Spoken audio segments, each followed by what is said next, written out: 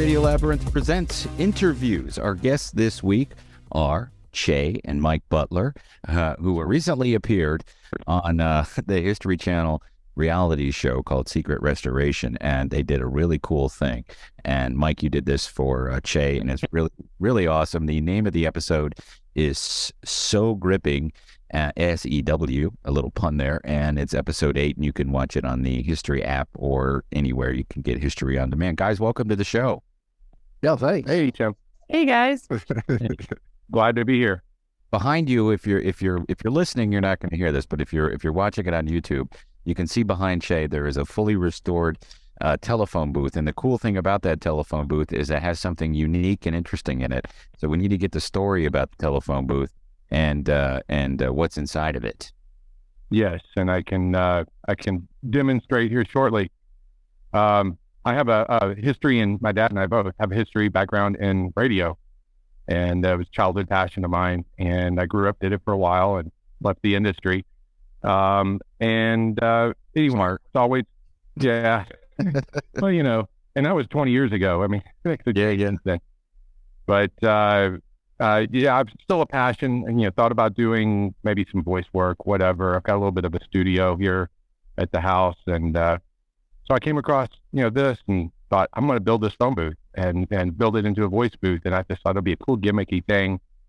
And then I got it, and it went nowhere. And so it was an idea that I wanted to do, just if nothing else, for the nerd factor. And right.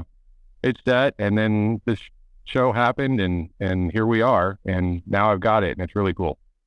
Now, it was a surprise, right, Mike? You surprised Chay with it? Yeah, there were a lot of elements of surprise involved, and actually one of the things that I think was surprising was just we didn't really know what to expect when they got through with it. I mean, right. You saw the video, so I kept telling them. It was actually kind of funny because they ask you a million questions from 5 or 6 different people, and then they piece all that together and edit it, Right. And they must have asked me the same question at least a dozen times. One of the things I kept saying over and over, and then I thought afterwards, well, I hope they cut those extra ones out. I kept saying, I really want you to trick this out. I want to trick this out for Chay. And I must have said that 10 times, but fortunately they only used one of them. So that worked out pretty well. But at least you didn't say pimp. Right. Then it would bounce in the back. You had a career in radio. Where did you work? We both started at the same station, interestingly enough. We both went to school at Henderson State University in Arkadelphia, Arkansas, and they had a radio station called KWSH, which stood for School with a Heart. Oh. Yeah, I worked there when I was in school there, and then later when he was in school, he also worked at the same station. So we both kind of cut our teeth, if you will, at that station. And I went on to work at, my next station was KTPA in Prescott, Arkansas, a booming 500 watts echoing all over the city because it wouldn't go any further than that. And that stood for Come to Prescott, Arkansas. It was interesting to me as I grew up in radio to find that most call signs actually have a meaning. Was this the kind of radio station where Pappy O'Danho would come in to talk to his constituents, like that type of actually, and you're referring to one of my favorite movies. Actually, we tried to please everybody. We had, let's see, we started out with country music when we had sign on. Now, and we signed on at daylight, and we signed off at sunset. And we'd start out with country music till about, I think 9 o'clock, and then they would play easy listening music for an hour or two. And then when it came to noon, they would have the gospel hour. And then in the afternoon was the road show. And that's where I came in because I was supposed to be playing the music for the kids, And then we kind of kept that going until sign off. So we were trying to please everybody. What's an example of some songs that you would have played on the road show? Oh, gracious. Let's see, Fire and Rain. It was not hard rock, obviously. but just what was popular in the day. And that was, let's see, when was that? I was in school in the early 70s. So it was 70s music. No, that was good music. Yeah, it was. Yeah, it was awesome.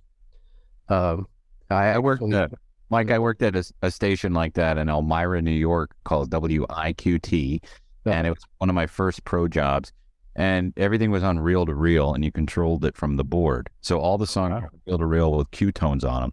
And it was the same thing. Like in the morning through the day, it was easy listening. We weren't allowed to play I Think We're Alone Now because the owners thought that was too dirty. Tommy, too dirty. Yeah. I'm not kidding. They really did. Oh yeah, yeah. And then around 6 o'clock, we would do, there was a bunch of nuns from Buffalo who would record the Hail Mary half hour, and I always forgot to record it, so I just played the backup. No one ever knew, and just been saying the Hail Marys over and over again. And then after that, it was Winston Cup today and the NASCAR show, and then boom, it was such a weird time for radio. You reminded me of there was one song that came out during that time period. You've probably heard it. It's by the oh gracious, the name of the song was "What Do You Say to a Naked Lady?" Oh yeah. It was real peppy little. It was a neat song, and it was actually written, as I recall, to go with the Candid Camera movie they did. And one of the gimmicks in the movie was that they had a naked lady on a elevator, so the doors would open and there'd be this naked woman there, and that was part of their gimmick. Yeah, that's our friend. That's our friend Ira's dad. Yeah, that's when the elevator opens. Yeah, he used to be on this show. His dad. That's cool. That's cool. But anyway, I was playing that song, and as I said, we had this gospel hour every day, so we had a wide range of people that listened to the radio, and I actually had one sweet lady call me and ask me if it was really necessary to use the word naked on the air. She was very offended by that. Filthy word. Yeah. That's Arkansas for you. Yeah, when you were doing radio, I'm sure you encountered that a lot as well. I was on a top 40. I was on a top 40 station. So the stations were much more progressive. Yes. Yeah. I was on KLAZ, KXOW. That was the FM, AM, respectively, which was also, we have a fellow alum whose name you might recognize, named Bobby Bones, who also went to, was on KSWH in our college station, and then he went to KLAZ afterwards, after I left. But, I was $4.25 an hour, producing commercials, call in AM shows. I had to do the board op on the Cardinals game. That was fun, right? Oh, yeah. Oh, what the best part about that's the open mic to the booth during the commercials, where I could hear the further it went on, you get 6th, 7th inning, they're sauced. And then you get to listen to them, and that was always hilarious, unless you left the mic open or the line open. But I did the Rick D's countdown. That was the worst. I had to be at work at 6 a.m. and it came in on CD, and literally I'm just pushing buttons for 4 hours while they played the Rick D's. I mean, like I was saying even back then, why can't this be automated? Which right, Yeah. We had a show called Casey. We did the Casey Kasem countdown on another station I worked for, and they had a feature that you had to run if you ran the countdown, and it was called Casey's Biggest Hits. Yeah, be sure you separate those words. And when you were reading the liner for it, coming up next on WNBT, Casey's Biggest Hits. Know how it sounds. Carefully. I went to KWXI Stereo 97 in Fort Worth when I was in school down there, and we were at that time we were still spinning platters, and there are a lot of stories about that. We don't have time for all of them, but one of them was that they started phasing out the jogs with all full automation, and they had this whole wall of tape machines and mostly cartridges. They went from, all the songs were on carts, and they had, like you said, tone stops and starts, and they, had everything. Well, the machine wasn't fully there yet, and so they had to have me sit on the console, and then as the machine started kicking off multiple items at the same time, like say 3 advertisements and 2 songs, and I had to pot it down and spin up a record until everything stopped. It stopped, and then I could fade out the record and restart and get it going again. So that was a fun experience. That was my last stint there because they did finally phase me out. By the time I came along in the mid-'90s, at least we had the fast forward button on the cart. Yeah. Right. Yeah. We did have a news guy there named David Day, and he told me a story one time about how there was a guy that used to read news. This was the mother station of the Texas State Network. So they would come into the studio, and I would get out of my chair, and the news guy would sit down to read news. And they'd do their stories, and then they'd turn the mic off and spin the record I left queued up, and then I would take the position back over. But at one point, there was a guy working there. Wasn't me. I want to make sure that you understand that. There was a guy working there that was following the newsman, and he was sitting back down and restarting, and he couldn't hear anything. Well, what had happened was the news guy had switched all the way to the Q side of the switch, so the speakers were off. So he couldn't hear, but the mic was on Q, so he wouldn't program, wasn't going out over the air. And the guy slapped the switch and said, "I'll bet that blankety blank newsman left that on." And of course, he had slapped it all the way to program, so when he said went out over the air. And I don't think he worked there much longer. I can't believe in all my years in radio, I've never swore on the air. I accidentally played a remote, back in the old days when someone would do in a remote, you either did a live or you recorded it to tape. And I recorded this was from a fair, the Whitneyville, Tioga County Fair in northern Pennsylvania. And the lady jock that was out there recorded her break. And I picked up the phone. I said, "How was it?" She said, "It was good." I said, "Okay." And I queued it up and started it, and she messed up and she went, OGDSF. And I'm like, "Well, you didn't tell me about that." "Oh, I'm sorry." Minor detail. Well, I'm dying to know, Chay, have you recorded anything in this booth yet? No, I've done some playing around in there. I've had phone calls and chats with people and stuff like this.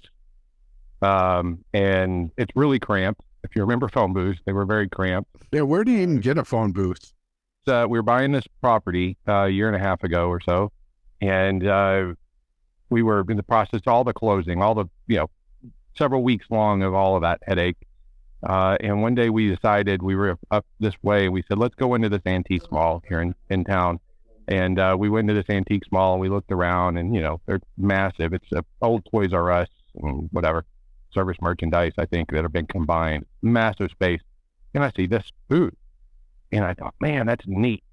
And when they said on the show, $650 original value, that's what I paid for it. I didn't then. I saw it. Oh, that's neat. And of course, my wife talked me off the ledge. And we left. And then I forgot about it. We finished buying the house. I got this is a separate, what was in the TV show behind the booth where we were revealing it all. It's a mother-in-law space. It's about a 700 square foot, single bedroom, one bath house that is across from the main house. And so I've made this I work from home. So it's my office and my studio. It's my little man cave, sort of. And I started setting this place up, and I saw that corner right there. And I was like, man, it just looks like it's ready for a phone booth. Like I could just picture it there. And I started thinking about this booth. I was like, I'm not going to go back up there and it had shelves in it originally. Somebody made it to a curio or something. And I thought, let me just get one that's ready to go, that I can throw a mic in or whatever. And I pull up my phone and I start looking on all the, usual sources. And they're, $4,000 is like the cheapest I could find. I was finding them anywhere from $4,000 to $6,000, $7,000. Wow. And after a couple of hours of going through, and some of them in not much better shape than this one was, I said, you know what? I better go buy that thing before they realize what they've got. And that day I called a buddy of mine. I said, can you meet me up here? I need help. And he said, sure. One of those, you don't have to explain why. Bring a shovel. Yeah. Fine. Right. And he shows up there. I got there a little bit before him and went in and I said, oh man, the phone booth, it's gone. Y'all sold the phone booth. So sad. I was really wanting to buy that. And the lady said, oh no, we hadn't had any interest in it. So we moved it to the back. It was in the storeroom. And I said, I got it right now. Where do you want me to pay? I didn't even ask any questions. And then $650 later, we were loading it up in my truck out back and hauled it home. And I started taking it apart and got overwhelmed. The veneer was falling apart. I didn't even know where to start. I was in over my head, and I let it sit here. And so that's how we got the booth, and that's how I came up with the idea. And how did you end up getting on the show with it? That's a long story. I don't know if I can get into, but there are definitely. Was there like a casting call for people looking for restoration projects? Yeah. If you look out on the internet in these, like in Facebook groups where people talk about restorations of things, I can say that producers of shows like this watch those groups. And also there is an official application form on their website. The production company Spoke Media, I don't think it's on their site. I think it's on History. If you go to the History page, I believe you can get to it that way. Right. That would be the official method to go apply. But they do have producers and scouts that are out looking for projects. Well, I'm figuring because, this place is in Connecticut? Yeah. So, like you guys aren't paying to have this thing taken to Connecticut to have them do this. No. They took care of everything. They sent a box truck here and movers and loaded it up, and it disappeared, and it was out of sight, out of mind for me for several months. And outside of scheduling, when can we get a film crew out, that sort of thing, there was really no discussion. So I was blind to all of that. My dad flew out for that opening scene in Connecticut, and he can tell you about whatever happened there. And then back in the summertime, we put it together. They flew him up. He's in Florida, and I'm up here outside of Atlanta. And they flew him up, and we got to have a visit on their dime, which was nice because we don't see each other very often. Nice weekend. I should send them a picture of the airport when I was returning home. Returning home? Yeah, I was in Atlanta trying to go through the line. This was after COVID had let up enough that the people were actually traveling again. And about 1 out of 20 people actually wore a mask, which is really great on the airplanes, which would probably explain why I got COVID. But anyway, or help explain it. But as far as you could see across the airport, the people, it was amazing. I've never seen that many people. I need to send you the picture. It was weird though, because that whole year, you didn't see people out like you saw them normally, and people weren't flying and everything. Right. And then you remember, like, oh my God, the traffic was great for the first couple of months. I have to say that was one thing. Everybody just jumped right back into it, and it's like, oh, go back home, work from home. So you get up there, and again, this was a surprise, right? Right. They get me up there, and I'm walking in. Well, you saw it in the video. They walk me in through the hanging plastic sheets that separate you from outside. Right. And we rolled in the phone booth, and Leah's there. And Leah, by the way, is very cool. She is very talented. Yeah, I like her. Yeah, and she's really a personable person. They didn't talk about it on the show, but she's got a terrific website called C. Jane Drill. You can just look it up, C. Jane Drill, and she's got a bunch of YouTubes. Yeah, YouTube channel. Right, it's a YouTube channel, and she shows all kinds of. She'll take a tool and show you what the tool is for, how it works. One of the ones I saw, I learned something I didn't know. There's a combination square, and that's the one that's got the sliding ruler in it and an angle and a straight piece, and there's a little thumb screw on the side. And if you pull that out, it's an awl. It's a sharp point, and it's designed to be attached in there so that when you're trying to mark something, you don't have to go hunt for a pencil. It's right there. You just take it out, scratch the wood, and then screw it back in. I didn't know that. I've seen those things for years, and I didn't know that. But anyway, yeah, she met me coming in the door, and that's where you hear in the show, I'm going over here to meet Mike Butler.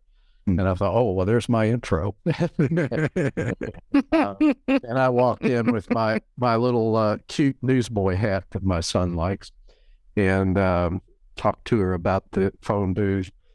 And, of course, all of it looks like it all happened in a nice, even flow, but there are bits and pieces, and, they spliced everything together. But she took me over to the middle. She started messing with the phone booth at one point, and the front almost fell off of it. She said, oh, I can't open the door, because it was all in pieces at that point. And it was pretty rough. There were a lot of things that needed to be fixed, but they took it over, and I told her 20 times that I wanted to really trick it out, and they did. I was really pleased. I thought that. Chay, before we wrap up, just kind of tell everybody what they'd put inside that thing. Yeah, give us a tour. All right. So I've added remote control so that I can turn it on. Nice. Oh, neat. Cool. That's my little nerd edition. Let me go open the doors. All right. So here's the mic. It's got a Shure 55 super cardioid. I don't know if you can really hear me. I've got it on. Yeah. And it's got party lights that will respond to your voice, as you can see. Oh, that's so cool. Yeah. That's awesome. Yeah, or you can just go white, and they're plain white. They put a little Yamaha mixing board in here, 2-channel, and then, of course, the microphone, the iconic 55 microphone, which looks awesome. And there's an exhaust fan as well. That is awesome, though. That is an awesome thing. Yeah, and then, of course, she did the foam. She picked out that microphone on purpose because it dates to, she pointed out that that's the mic that Elvis used. It dates back to the 50s, and we were guessing his phone booth was probably from the 50s. So she did that on purpose, which I thought was a nice touch. Like you see Elvis on the cover where he's got the big microphone and his right. That's cool. Well, guys, it must have been a fun experience for you to be on that show and look at the result. What an amazing gift. That was awesome. Yes, and the woodwork is, of course, we can't really see that here in this format, but the woodwork's phenomenal. Like the veneer was flaking off all over, and it looks brand new. So if you watch Secret Restoration, episode 8, this season, you can see it all in its glory. It's so beautiful. Yeah, guys, thank you for sharing that with us, and also thanks for sharing the radio talk. I love talking about old radio. I'm an old soul, so soon as I think I got my first radio when I was 4 or 5, my great grandma gave me it was a Snoopy and Charlie Brown transistor radio. It had that little plug that you could only go in one ear, and I would just listen to talk radio or music all night. I love that. AM to me still special because you can hear the air, and it used to be when everything was live that you were connecting with somebody, and but a lot of that's gone now. And I work at WSB. We still have a lot of live stuff. So, but when I look, what was it? WGN? It was in Chicago. I used to listen to all over the country. Yeah, I used to listen to Boston radio, WBZ, when Jeff and I were living in Pennsylvania. I would listen to the station out of Buffalo, all these not Clear Channel owned, but they're called Clear Channel signals because they could go all over the country at night. Yeah, at night they skip. They just go all over the place. I used to listen to WGN all the time. Yeah. Yep. That honestly is one of the biggest attractions to me, for me, to listening to your show, especially the other show, and back in the basement days where you kind of had inside baseball stuff going on, and just, it was like connecting to this old life that I had, and hearing all the talk, all the technical talk, and the stories and everything. That was always the biggest draw for me. And all the consultants that ruined radio. Right. We got out before all that. Yeah, you're lucky. Fortunately, we don't have to deal with that a lot because we don't play music. But anyway, that's another topic, and we could talk about that next time. So exactly. Thanks for coming on. Thanks for showing us the home booth. Thanks to those guys for coming on. And again, the name of the television show that they're on, where you can still watch it on demand, is Secret Restoration. Inside an old tool factory in New England, restorers and craftsmen repair precious items and family heirlooms and cool gifts from cool dads like Mike Butler. And thanks to Mike and Chay Butler for being on and sharing that with us. It's like the cool, when on Pawn Stars, when they take something and they get it restored. Yeah. It's like the whole show. It's just all these items being restored. Yeah, and plus you don't have that couple that hate each other now. All right, we'll talk to you again. We have more Radio Labyrinth Presents interviews coming up this year, so stick with us, and we'll talk to you later.